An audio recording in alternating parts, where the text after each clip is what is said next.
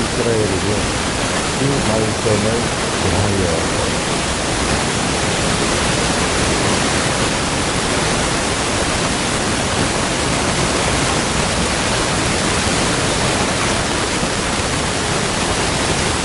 여호와께서 말씀하신 것과 같이 내 하나님 여호와께서 너보다 먼저 건너가서 이 민족들을 너 앞에서 내라시고 너가 그 땅을 차지하게 할 것이며 여호수아는 내 앞에서 건너갈지라.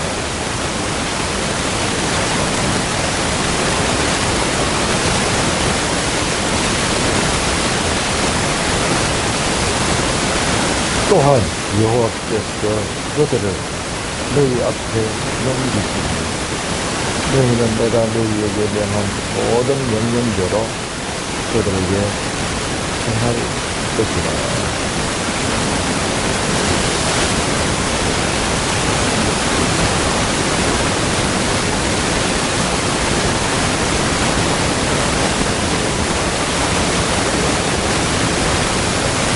모세가 여호수아를 불러 온 이스라엘 목전에서 그에게 이르되 너는 다하고 담대하라. 너는 이 백성을 거느리고 여호와께서 그들의 조상에게 주려고 맹세하신 땅에 들어가서 그들에게 그 땅을 차지하게 하라.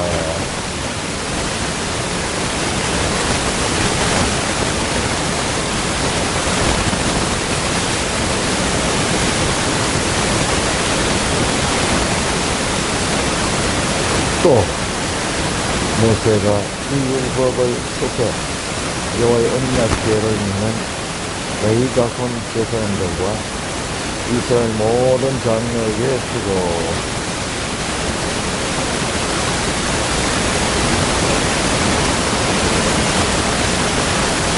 온 이스라엘이 내 하나님 여호와 그가 택하신 곳에 모일 때에 이 율법을 낭독하여 온 이스라엘에게 듣게 할지니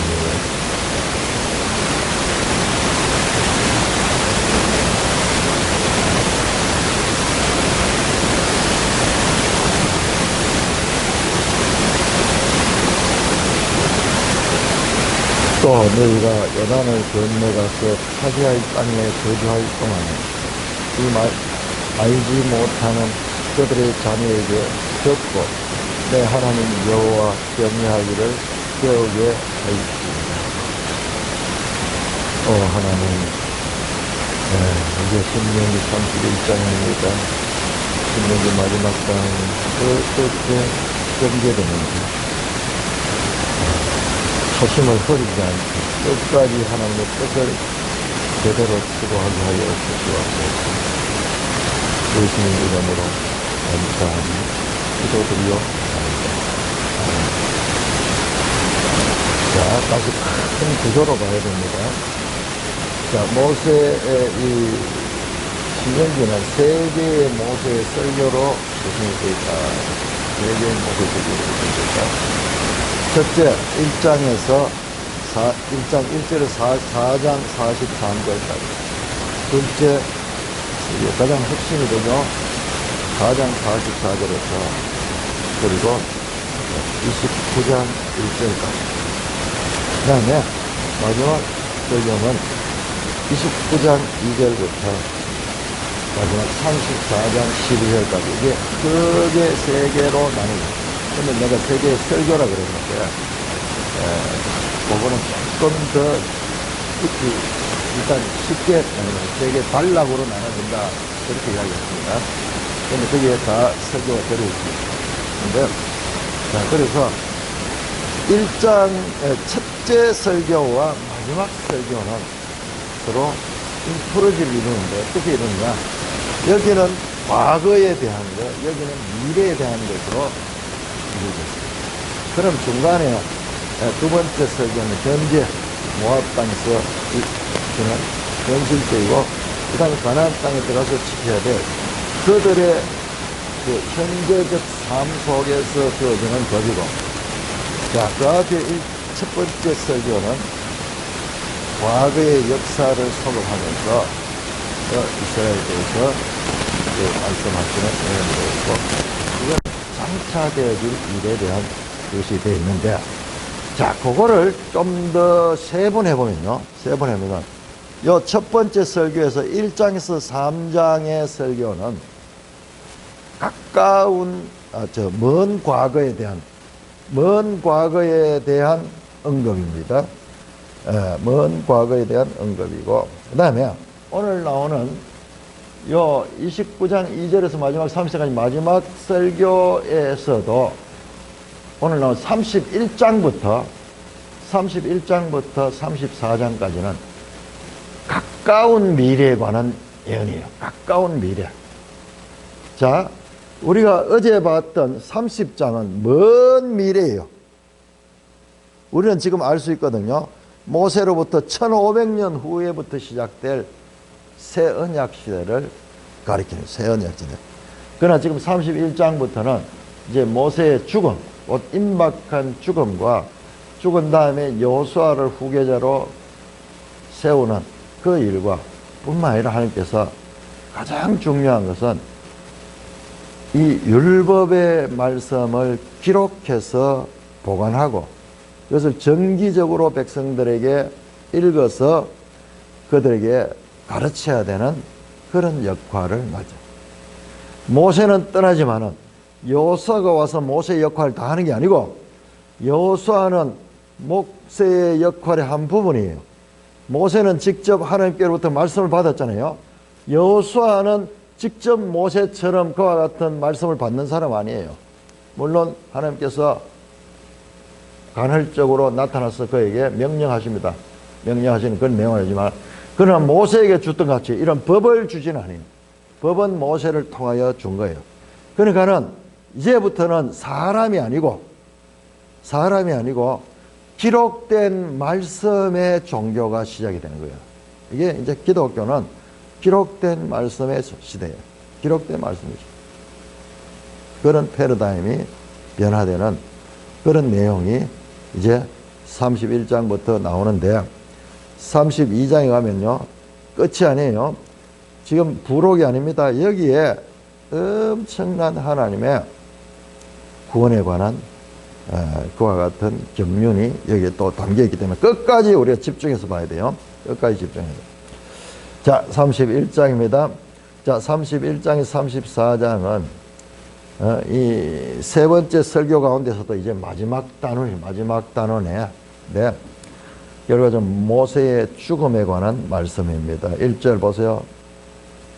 또 모세가 가서, 자, 여기에서 우리가 1절을 봐야 되는데, 또 모세가 가서 온 이스라엘에게 이 말씀을 전했다 그러죠. 앞에 30장하고 완전히 달라요. 30장 한번 볼까요?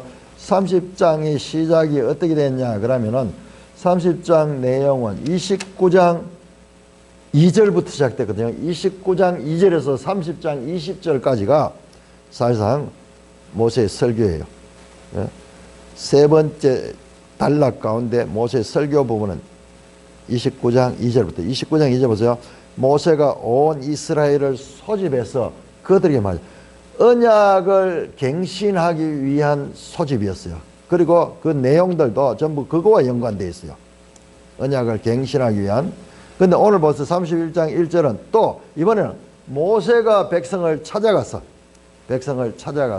그러니까 완전히 다른 내용입니다. 다른 내용. 온 이스라엘에게 이 말씀을 전하여 이르되, 앞에서는 소집했던 건 뭐냐? 언약을 체결하기 위한 그런 과정으로 소집했어요. 그런데 왜 언약 체결이 안 됐지? 그 내용은 왜 없지? 말씀드렸잖아요. 이 체결은 세겜 땅에 들어가서 행하게 된 게 여호수아 8장에 거기 가서 보면은 행하고 거기에서 언약적 식사도 합니다. 그게 뭐냐?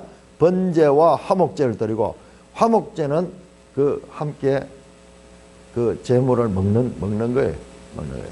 그러니까 사실상 그게 다 나오는데 그 부분은 체결 부분은 그 땅에 들어가서 하도록 그렇게 되어 있는 겁니다. 그래서 그 내용이 안 나오니까는 우리가 저게 언약 체결인지 뭔지 모르지만은 모르고 앞에서 봤잖아요. 백성을 다 모아가지고 갑과 을의 관계를 설명하고 했던 자, 그 29장 2절부터 30장 20절까지 내용이 그래서 끝에 가면은 너희는 너희 앞에 복과 사망이 그 복과 저주 생명과 사망이 너희가 선택한 데 딸렸다 그러면서 30장 15절에서 20절까지는 그 내용이 나와요. 그 내용. 그게 뭐예요? 이제 너희가 이제 그 법을 지키라. 불순종하면은 너희가 저주와 사망을 당하게 될 것이고 순종하면은 생명과 복을 얻게 될 것이고 그 말씀이에요. 그 말씀. 그리고 그 언약 체결은 말씀드렸듯이 세겜 땅에 들어가서 여호수아가 주도하는 가운데서 이루어집니다. 자, 그래서 31장은 전혀 다른 내용이고 주제 자체가 31장부터 마지막까지는 모세의 죽음이 전제가 되는 그런 내용입니다. 자, 3절에 보시면은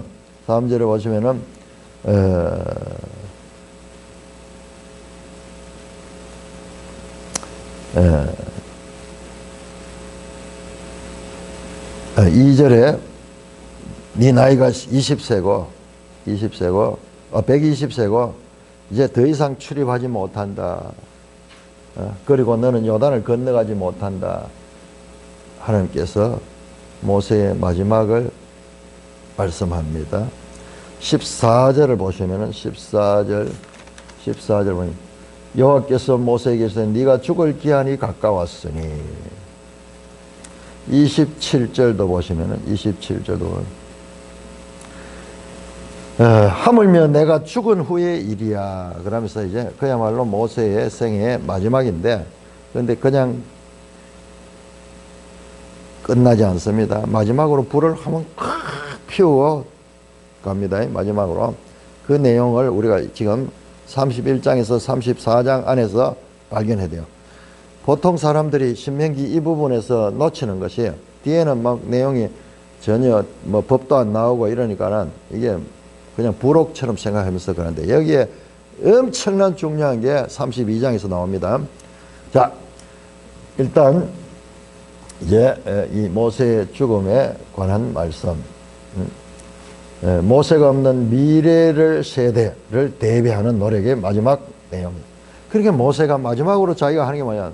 자기가 이 죽고 난 다음에 이 이스라엘이 어떻게 이 살아가야 될 것인가를 마지막으로 집중해서 그들에게 이 전하는 내용이 31장의 주요 내용입니다.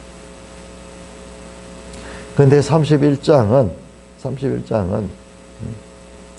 미래의 말씀을 기록하고 그 다음에 여호수아를 후계자로 세우고 상당히 미래의 전망이 밝거든요. 그렇지만은 그 내용은 31장 14절부터 29절 우리가 오늘 읽지 않은 이 내용 후반부 31장의 후반절에 가면요. 전부 비관적이에요. 이스라엘이 불순종하여 저주를 받게 될 것에 대한 하나님이 말씀하시고 모세도 말씀하는 내용으로 그 속에 담겨져 있습니다. 자, 그것은 이제 32장에 가서 늘 나왔잖아요. 늘 신명기 28장에서도 저주로 끝났잖아요. 결국 저주. 그렇지만 30장에 와서 그 저주의 끝에 하나님께서 그들에게 언약적 자비를 통해서 그들을 구원하시겠다는 메시지 나왔잖아요. 레위기 26장에도 39절까지 3절에 39절까지 저주가 나왔고 그러나 40절부터 44절까지에 그러나 하나님의 언약적 자비가 나왔거든요. 그로 인해 구원을 받거든요. 그래서 이제 여기도 마찬가지요. 저주로 전망이 어둡지만은 그러나 끝이 아니에요. 사람으로 두면은 끝이지만 그러나 하나님께서 언약적 자비를 통해서 구원하신데 그 언약적 자비를 통한 구원은 단지 이스라엘의 구원이지만은 그것만 아니에요. 그 이스라엘의 구원과 더불어서 이방인들이 세상 여러 나라가 구원에 참여하게 되는 그런 새로운 새 언약 시대를 도래하는 거예요. 새 언약. 교회 시대입니다. 교회 시대, 신약 시대 같은 이야기예요. 그러니까 우리가 이런 지금부터 개념을 단어 하나가 가지고 있는 의미가 계속 이렇게 앞으로 뒤로 위로 아래로 보면서 그 가지고 있는 깊이와 넓이와 높이를 알아야 돼요. 알아야 됩니다. 그 단어에 묶이면 새 언약이라고 하는 말은 우리가 보면은 하나님의 법이 우리 속에 오고 하나님의 영이 우리 속에 오는 그거로 되어 있는데 그것만 보면 안 돼요. 그거는 우리 개인한테 일어나는 현상이고 그것은 바로 그때가 세계 땅의 모든 민족들이 하나님의 구원으로 참여하게 되는 그와 같은 때이기도 한 거예요. 그때가 바로 성령이 오는 때이고 그때가 이방인들이 하나님의 구원에 참여하는 때이고 이때가 교회 시대가 일어나는 때고 이때가 율법의 행위가 아니라 믿음으로 말미암아 구원을 얻는 이 시대이기도 하고 이 모든 것들의 중심은 예수 그리스도를 통한 그와 같은 그 하나님의 새 언약이 그 속에 자리 잡고 있다.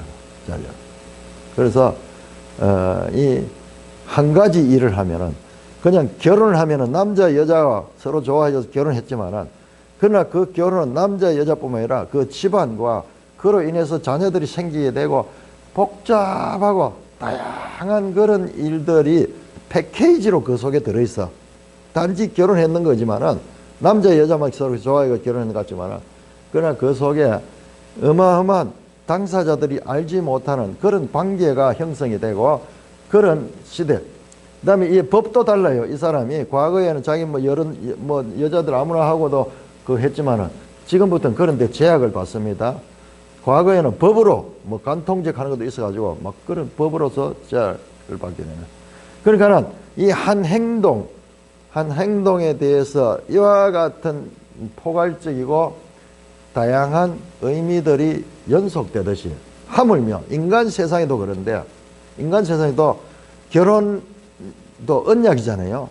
결혼 언약에 참여했을 적에 이전과 이후가 그렇게 삶이 달라지듯이 하물며 하나님의 구속의 역사에서 옛 언약과 새 언약의 관계는 어마어마한 차이가 있다는 것, 그것을 우리가 알 수가 있어야 됩니다.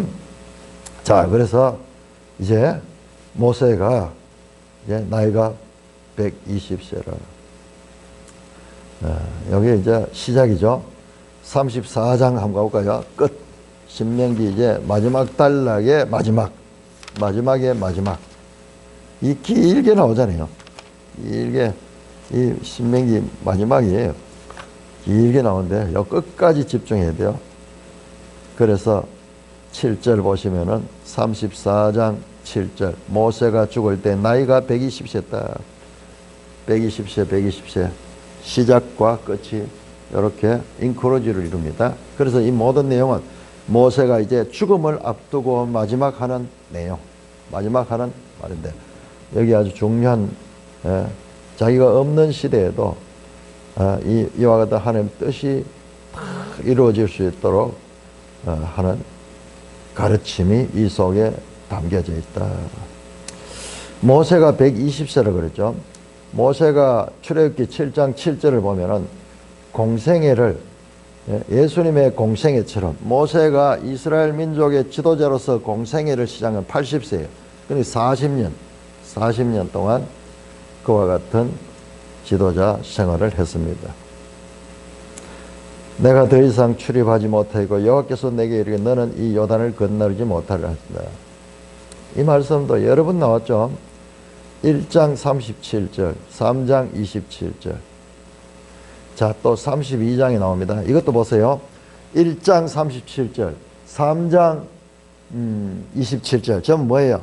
모세의 첫 번째 설교죠. 첫 번째 설교죠. 자, 지금 여기는 모세의 마지막 단락이죠. 마지막 설교의 단락인데 여기 나타나죠. 여기 나오죠. 여기 또 32장 51절, 52절에 또 나옵니다. 그러니까 이것도 알고 보면은 첫 번째 설교와 마지막 설교 정교하게 이 인크로지를 이루고 있습니다. 자, 그러면서 여호수아를 후계자로 공적으로 세우는 그런 내용. 여호와께서 이미 말씀같이 내 하나님 여호와께서 너보다 먼저 건너가서 이 민족들을 너 앞에 멸하시고 네가 그 땅을 차지할 것이며 여호수아는 내 앞에서 건너갈 자라. 여호수아가 이제 모세의 후계자로서 지도자로서 이스라엘 백성들을 가나안 땅에 들어가게 하신다는 말씀입니다. 자, 여러분 이 말씀도 이미 나왔어요. 1장 3절, 3장 28절 다 나왔단 말이에요. 한번 볼까요? 한번 찾아볼까요? 자, 신명기 1장 3절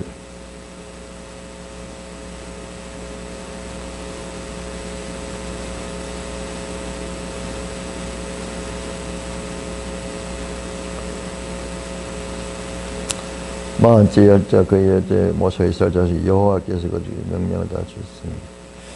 1장 3절이 아닌데 여호수아를 내세우는 이야기는 자 3장 28절 한번 볼까요? 3장 28절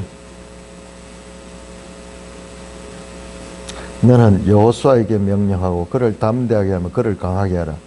그가 이 백성을 건드리고 건너서 네가 볼 땅을 그들이 기업에 얻게 하리라. 나오죠? 1장 38절 나오나? 1장 38절 볼까요?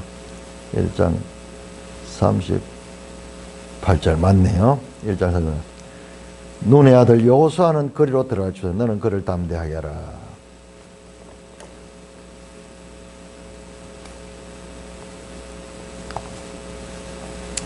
자, 이렇게 이미 말씀을 하셨던 겁니다. 자, 그러니까 이 보세요. 제가 왜 이걸 지금 자꾸 하는가 하면 모세의 첫 번째 설교와 마지막 설교, 첫 번째 설교 1장에서 4장 43절까지는 과거의 역사를 이야기를 많이 하고 있고, 그 다음에 두 번째 설교, 마지막 설교의 29장 2절에서 34장 20절까지는 미래에 관한 것이 많다 그러는데, 그러면서도 서로 인크로즈를 이루는 것이 많이 있어요. 자, 모세의 죽음에 대해서도 마찬가지고, 너는 이 요단을 건너가지 못할 것이다, 이 말씀도 바로 첫 번째 설교 1장 37절, 3장 27절 다 했습니다. 여기 또 끝에 또 하는 거예요. 왜 했던 말, 여기도 두 번이나 했어. 여기도 또 두 번이나 해요. 왜 했던 말 자꾸 하시지? 우리가 그렇게 보면 그런 것 같지만 이게 첫 번째 설교와 마지막 설교와 인크로즈를 이렇게 인크로즈를 정교하게 그렇게 되어 있습니다. 또한 여호수아를 세우는 이야기도 반복해서 앞에도 하고 뒤에도 하고 뒤에도 또 계속 나옵니다. 여러 번 나옵니다. 이것도 정교한 인크로즈를 이루고 있다. 크게 큰 인크로즈를 이루고 있다는 것을 볼 수 있습니다. 또한 여호와께서 이미 멸하신 아모리 왕 시온 왕 옥과 그 땅에 해가지고 그들의 행하여 이것도 3장 1절에 7절 나왔잖아요. 되게 많이 나오죠. 이 이야기가 29장 7절에 또 앞에서 나왔어요. 자, 29장 7절은 마지막 설교의 단락, 그 다음에 3장은 첫 번째 설교의 단락. 자세히 보면은 이 두 개가 중간에 4장 44절에서 29장 1절까지의 이 신명기 이 핵심 이 법을 주는 이 내용 바깥에 있는 이 두 개가 그냥 있는 것이 아니라 두 개가 정교하게 인크로즈를 이루고 있는 거야. 우리는 그거 본 지 너무 오래돼가 좀 다 잊어버렸지만 하나는 위에서 딱 보고 이걸 기록을 하면서 이렇게 짜고 있는 거대한 교차 대구를 가지고 있는 것이 성경인 거예요. 그러니까 우리가 성경 읽으면서 왜 했던 말 또 하고 했던 말 또 하고 왜 했던 말 또 하고 그렇게 이제 우리는 그렇게 봤는데 이거를 교차 대구로 보니까는 하나님의 표현 방식이 그림을 통해서 강력하게 강조하고 있는 거예요. 강조하고 그런 구조를 보내죠. 그 구조. 자, 아모리 왕 시온과 바산 왕 옥 이야기도 3장 1절에 17절 나왔죠. 그 다음에 29장에서 또 나왔어요. 29장 7절에 또 나왔어요. 그 다음에 2장 31에서 35절에 또 나왔어요. 바산왕 옥과 이 시온, 헤스본 왕 시온, 이 사건이 광야 사건만큼 중요한 거예요. 처음으로 요단 동편을 하나님께서 그들에게 차지하게 하셨잖아요. 그러니까 광야 사건의 연장에서 가장 중요한 사건이기도 한 거예요. 최종적으로. 그래서 이 이야기를 계속 반복해서 하고 있는 것입니다. 너희는 강하고 담대하라. 두려워하지 말라. 자, 이 말씀도 계속 나옵니다. 뒤에 또 나오고요. 자, 이 이야기가 여호수아 1장 6절 7절에 또 그대로 나와요. 여호수아 10장 25절 또 나옵니다. 그러니까 계속 반복돼 나오는데, 자, 강하고 담대하라. 여기 보세요. 여기 강하고 담대하라, 두려워하지 말라 나왔죠. 7절 8절 보죠. 7절 8, 7절에 또 너는 강하고 담대하라. 그 다음에 8절에도 끝에 가시면 뭐예요? 두려워하지 말라, 놀라지 말라. 강하고 담대하라, 두려워하지 말라. 강하고 담대하라, 긍정적으로, 적극적으로.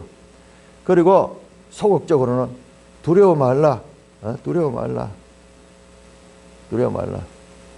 이렇게 강하고 담대한 리더로 여호수아를 세우는 이야기가 나옵니다. 그 다음에 8절, 자, 그렇게 하면은, 담대하게 하나님의 말씀을 따라 들어가면은 여호와 그가 네 앞서 가시며 너와 함께 하사 너를 떠나지 아니하시고 버리지 않을 것이다.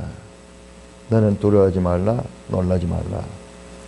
여호수아에게 후계를 위임하는 그 말씀을 하나님께서 모세에게 말씀하는 거예요.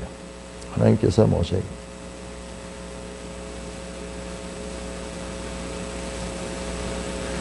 뿐만 아니라 그 말씀대로 모세가 7절에 그 반복되는 게 하나님께서 모세한테 그렇게 하라고 가르치는 내용이고, 또 7절은 모세가 여호수아를 불러 직접 그에게 이스라엘 목전에서 그에게, 그러니까 이스라엘 백성들이 다 보는 데서 공적으로 이제 여호수아에게 리더십을 이양하는 거예요.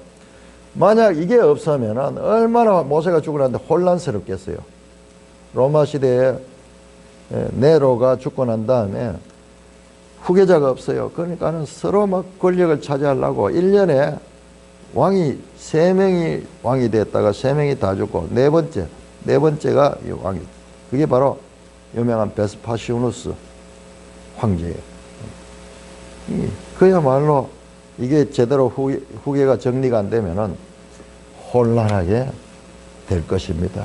그러니까 이 모든 것이 모세가 마지막에 자기가 맡았던 그 사역을 잘 이양될 수 있도록 거기에 최선을 다하는 모습으로 볼 수가 있습니다. 9절입니다. 9절, 또 모세가 이 율법을 써서 여호와의 언약궤를 메는 레위 자손 제사장들과 이스라엘 모든 장로에게 주고, 자, 여기 보시면 우리가 이게 그냥 짤막하게 돼 있어 가지고 그런 것 같아요. 이 율법을 썼다. 이 율법이 뭐냐? 이 율법이 바로 두 번째 설교 4장 44절부터 29장 1절까지의 신명기 법전이잖아요. 그 법, 이거를 다 기록했네요. 우리는 앞에서 세겜에 들어가면 돌에 이 율법 모든 것을 다 기록하라 되어 있는데, 그 돌의 기록은 두고 오는 세대를 하나의 기념비적인 그와 같은 것으로 율법을 생각하게 한다 하면은 이거는 아마 양피지에 썼을 거예요. 양피지에 양 가죽에다가 썼는지 소가죽에 썼는지 그건 알 수 없지만 이거를 기록하는 거예요. 기록하는 거. 자, 이 기록과 돌에 있는 기록은 그걸 보기 위해서는 우리가 그걸 돌 앞에 가야 돼. 세겜에 가야지 볼 수 있어. 그걸 어떻게 할 수 있겠어요? 그러나 이것을 양피지에 기록하면은 언제든지 가지고 다니면서 필요할 때 볼 수 있는 그런 것이 되겠죠. 자, 이 율법을 써서 여러분들 우리는 오늘 개념으로 생각하면 절대 안 돼. 오늘날은 인쇄가 돼가지고 이 책 만드는 게 얼마나 많은 사람께 나눌 수 있어요. 그러나 이 시대는요, 이게 전부 손으로 써야 되기 때문에 엄청난 양의 이 가죽이 필요하고, 그 다음에 기록자의 이 노력이 필요한 거예요. 그리고 오자도 날 수 있고 기록하다 보면 틀릴 수 있잖아요. 철저히 점검해가지고 소위 서기관의 역할이 참 나오는 게 이거예요. 이게 지금 엄청난 사건이에요. 이제 기독교는 하나님의 직접 계시가 아니라 기록된 말씀을 통하여서 우리가 하나님의 뜻을 알아듣는 이런 시대로 접어들어요. 그래서 이 율법을 쓰라.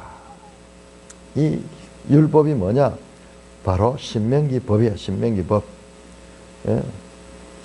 신명기 10계명부터 해서 그 다음에 그 10계명을 세부적으로 풀이한 그 모든 내용들, 그 다음에 그 법을 지키면은 복을 받고 불순종하면은 저주를 받겠다는 그런 상벌 조항까지 다 기록하는 거예요. 보통 일이 아니겠죠. 다 기록을 하고, 그 어떻게 하냐? 여러 개 등사를 해가지고 이렇게 할 수 있으면 좋겠지만은, 그렇게 합니다. 등사를 해요.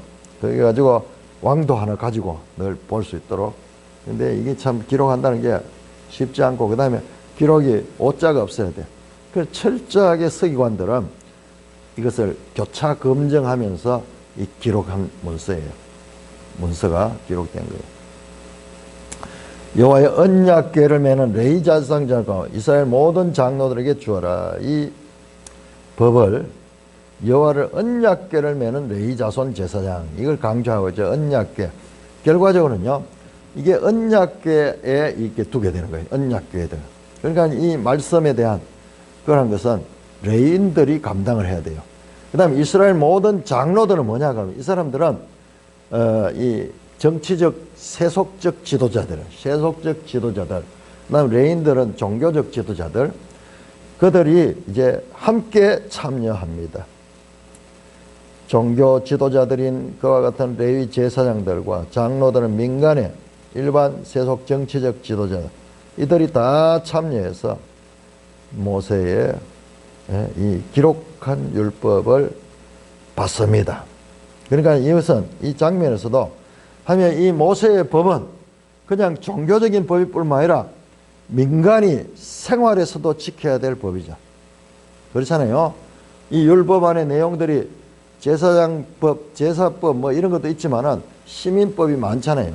그리고 왕이 어떻게 해야 되고, 그 다음에 이 선지자가 어떻게 해야 되고, 그 다음에 그들의 이 음식법이 어떠하고, 의식법이 어떠하고, 이런 법들이 다 들어있잖아요. 그러니까 이게 그냥 종교 영역뿐만 아니라 삶의 전반의 영역에 포함되기 때문에 이스라엘 모든 장로들도 그 기록된 법을 받습니다.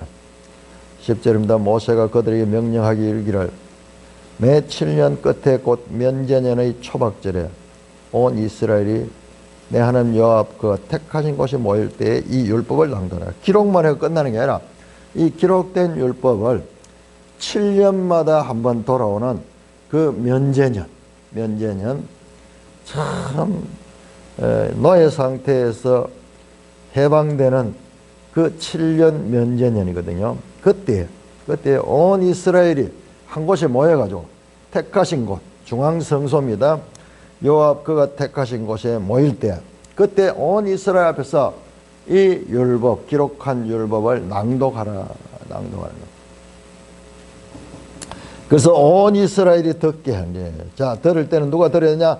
곧 백성의 남녀와 어린이와 내 성읍에 거류하는 타국인들을 모으고 그들에게 듣고 배우고 내 하나님 여호와를 경외하며 이 율법의 모든 말씀을 지켜 행하게 하라. 들어야 될 대상이, 자, 이제 이 그 언약은 기록을 통해서 대대로 갱신되고 그들이 듣고 하나님의 법을 알고 하나님의 법을 지키는 삶을 살도록 이렇게 율법 낭독의 때를 이렇게 정합니다. 그래서 7년마다 한 번 야, 7년마다 한번 들어가지고 그걸 기억하겠습니까? 우리는 이렇게 책을 줘도 잘 힘든데, 자, 그 당시에는 어찌할 수 없어요. 이런 글을 사람들이 일단 글도 잘 모르고, 그 다음에, 이 기록된 이 책을 가질 수가 없기 때문에, 자, 그렇게 율법을 낭독합니다. 율법의 보관 장소는 바로 언약궤 거기에 보관합니다. 그래서 이스라엘 백성 그 들어야 대상 장소는 여호와께서 택하신 그 장소, 이게 처음에는 실로예요. 실로. 그 다음에 나중에 보면은 사무엘서 보면 기브온에도 있었던 것 같아요. 그렇게 있으면서 나중에는 이제 예루살렘 성전이 되죠. 중앙성소. 율법을 낭독하여 온 이스라엘들 곧 백성의 남녀와 어린이와 내성의 여건을, 여기도 보니까는 타국인 이방인들이 이 언약의 율법의 낭독에 참여하여 그 언약에 참여하는 것이 나오고 있습니다. 이게 아주 중요한 이야기예요. 하며 이 모세 시대부터 이방인들이 하나님 언약에 참여할 수 있는 그런 길을 보여주는 거예요. 나중에는 이게 아주 확대됩니다. 저와 여러분들은 그 타국인들에 속하는 자들이에요. 그들에서 듣고 배우고 내 하나님 여호와를 경외하며 이 율법의 모든 말씀을 지켜 행하게 하고, 이 백성의 지도자들이 이들을 가리키는 거예요. 그래서 먼저 듣고 그리고 배워야 돼. 배우고 내 하나님 여호와를 경외하고 이 율법 모든 말씀을 지켜 행하게 하고, 또 너희가 요단을 건너가서 차지할 땅에 거주할 동안에 이 말씀을 알지 못하는 그들의 자녀에게 듣고 여호와의 경외하기를 배우게 했지. 그 후손들에게도 이것을 가르치라는 말이에요. 가르치는. 자, 여러분들, 우리는 지금 신약 시대 이로부터 후에 살고 있기 때문에 이게 별 실감이 안 나는데, 여러분 보세요. 우리처럼 오늘날 기록된 문서를 통하여 하나님을 만나게 되는 이와 같은 역사의 출발점이 바로 이때. 이전까지는요, 모세가 직접 말씀을 전해줬어요. 그런데 이때 기록해서 그것을 낭독하고, 그리고 레위 제사장들과 백성의 장로들은 이것을 그 백성들에게, 다음 세대에게 가르쳐서 지킬 수 있도록 그와 같이 가르치는 그런 역할을 부여받게 됩니다. 이제 이스라엘 종교는 체계 종교로 패러다임이 전환됩니다. 직접 모세가 중보를 통해서 말씀을 전하던 그 시대가 끝이 나고, 모세의 죽음으로 끝이 나고, 이제 그 하나님의 뜻을 기록한 문서, 이 책을 통하여서 바로 하나님의 뜻이 전해지는 그런 놀라운 하나님의 구원의 패러다임이 전환되는 장면입니다. 책은 뭐합니까? 배우는 것이잖아요. 공부하는 거잖아요. 그래서 기독교는 이 책을 통해서 배우고, 그 책을 통해서 공부를 해서 그 하나님의 말씀을 알아가는 그와 같은 것입니다. 그냥 의식만 행하는 것이 아니라 절하고 제사 드리고 그것만이 아니라 이제 기록된 말씀을 배우는, 그래서 글을 알아야지 되고, 그 다음에 배워야 돼요. 이처럼 이와 같은 시대로 접어듭니다. 모세의 후계자 여호수아는 모세 같은 지도자가 아닙니다. 모세 같은 선지자가 아니에요. 모세와 같은 선지자는 다시 일어나지 않다고 34장에 나옵니다.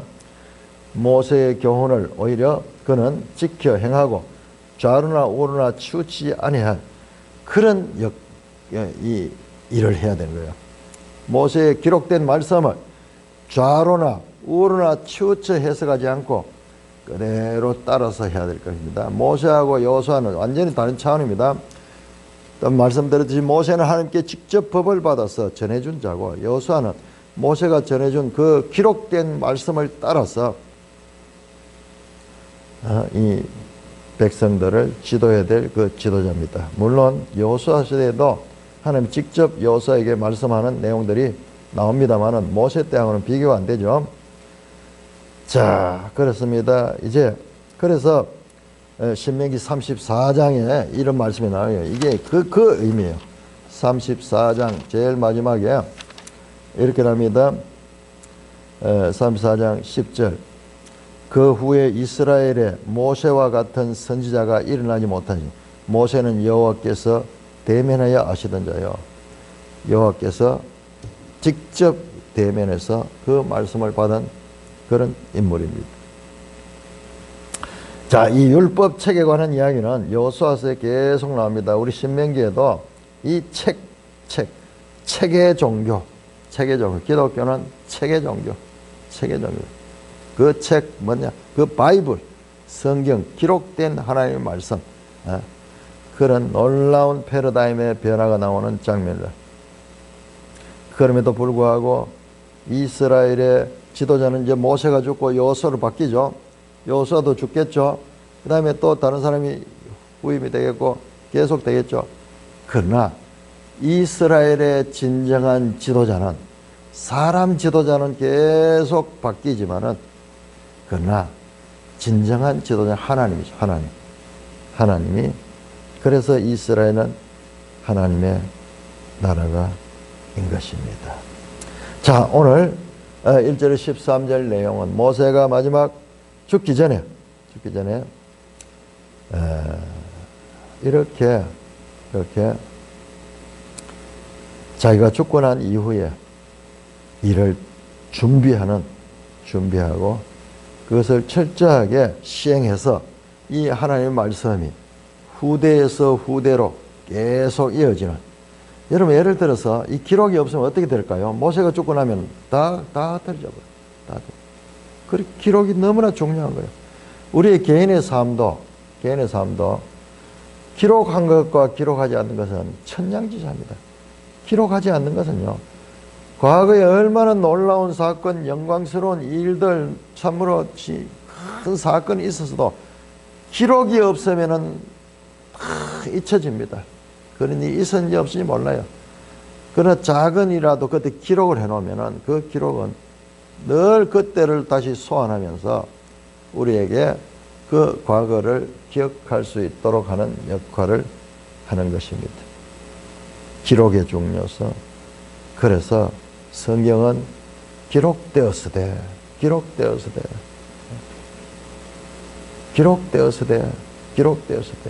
구약에서 기록된 것이 신약에서 성취되는 기록의 종교, 게그라페, 기록되었으되, 바로 책의 종교, 그 하나님 말씀을 배우고 그 하나님 말씀을 순종하는 그 말씀의 종교로 바로 이 모세시대 때 그것이 준비가 되는 것입니다. 찬송가 347장입니다.